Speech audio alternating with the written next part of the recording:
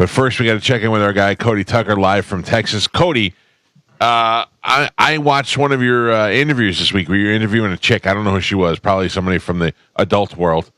And you were talking about Roman Polanski and Jack Nicholson.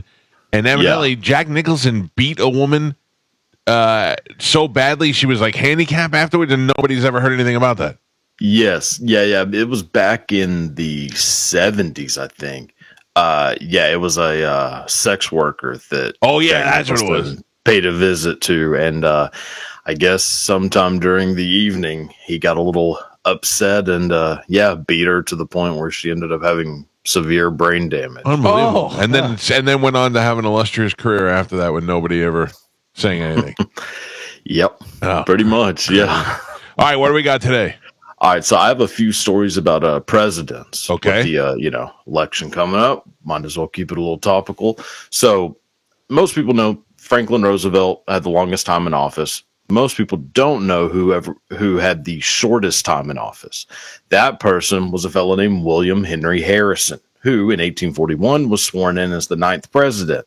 He was told to keep his inauguration speech short because the weather was freezing and rainy. The 68-year-old decided to give an 8,000-word speech with no hat or coat on. He got pneumonia and died 30 days later. Oh, he was only president for a month? 30 days. Yep, wow. 1 month. I did not Shortest know that. term, for any president. Wow. Let's see. Another president who died in a weird way, Zachary Taylor, the 12th president, was at a ceremony for the Washington Monument. At the ceremony, ate a bunch of cherries, drank a bunch of milk, and his stomach exploded. Whoa, gross. Cherries and milk alone. Yeah, that just sounds like a bad combination anyways. Look, people ate weird stuff back in the day. And cherries and milk, I guess, was a big one. He ate so many of them that, it killed him. Crazy. Yeah. And then last one, pretty weird coincidence involving two presidents. So Thomas Jefferson was the 3rd president, John Adams, 2nd president. They hated each other, didn't agree on pretty much anything.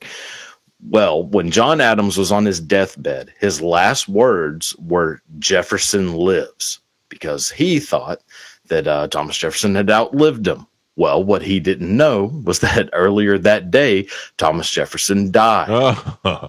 And the day that Thomas Jefferson and John Adams both died was July 4th, 1826, the 50th anniversary of the signing of the Declaration of Independence. Wow, how colonial. All right, awesome. Thank you. And for this and all other stuff, interesting stuff, you can find it at the Cody Tucker on Instagram, at the Cody Tucker, and his show on YouTube as well, where if you didn't know about Hollywood celebrities beating others into a severe mental capacity, you can see that. Cody, and cherries and milk. Yeah, and cherries and milk. Yeah, the hot snack of the 1800s.